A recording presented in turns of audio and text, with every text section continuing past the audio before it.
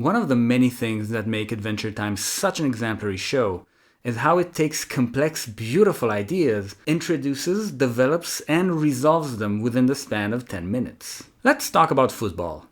Not the sport. The episode starts on what seems like BMO playing a game with himself, where he pretends that his reflection is another entity, an imaginary friend called football. BMO and football tell each other how much they love each other. They play little games like pretending to call each other on the phone, when suddenly, football asks BMO to switch places for one day, meaning that BMO would be in the mirror and football would be in the real world. BMO agrees because, according to him, he loves football. And so by the simple act of touching the mirror and trying really hard, they switch places. The first thing that football does is go out and explore the parts of the world that she never got to see from inside the mirror. My reading, first time watching this, was that BMO is pretending to be football, pretending to experience his ordinary world through new eyes.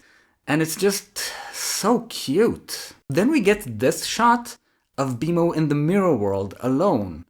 But if BMO is here, then who is out there?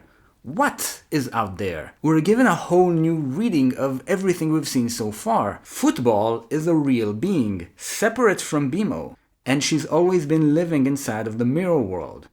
And now that she's outside, football tells BMO that she isn't coming back. She's leaving him there forever. In the span of several sentences, my experience shifted from that of watching a child play to an experience of watching said child in a real predicament. BMO is stranded in the mirror world, unable to contact his two best friends, Finn and Jake. The only one who can see and hear him is football, who does her best to ignore him. BMO tries to psychologically pressure football into touching a reflecting surface, with the implication that this will return them to their respective original worlds. He pleads, then accuses, and finally threatens. There is a rage and tenacity in him that we've never seen before.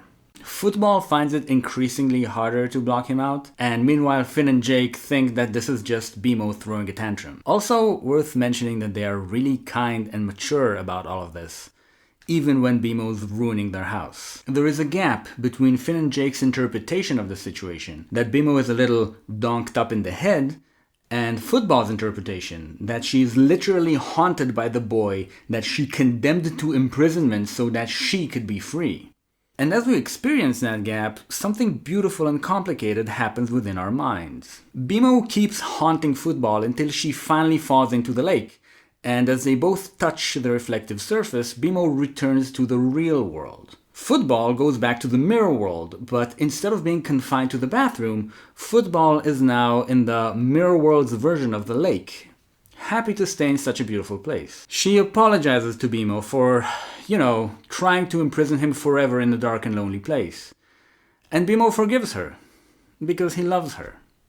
Finn and Jake are happy to see BMO return to normal, and BMO is happy to be back. But is he back? I mean, was he ever gone? There are several things in this episode that don't really make sense. Football touches the reflecting surface of the chimney, but BMO doesn't use the chance to switch places. There is also a time discrepancy. We follow BMO from the moment he arrives at the mirror world to the moment that football informs him that she's not going to come back, but we've followed football as well, and she spent more time in the real world already. That doesn't add up. These are not mistakes. What we see here isn't another physical reality. It's BMO imagining being stranded in the mirror world. It seems extreme to take a game of pretend so far as to imagine such unpleasant roles of prisoner and reluctant warden. But is it?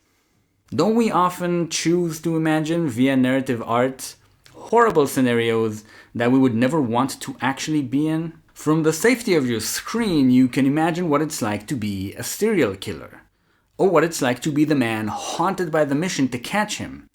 You can imagine what it's like to be a scientifically gifted teenager losing the struggle against madness, or her guilt-ridden older sister.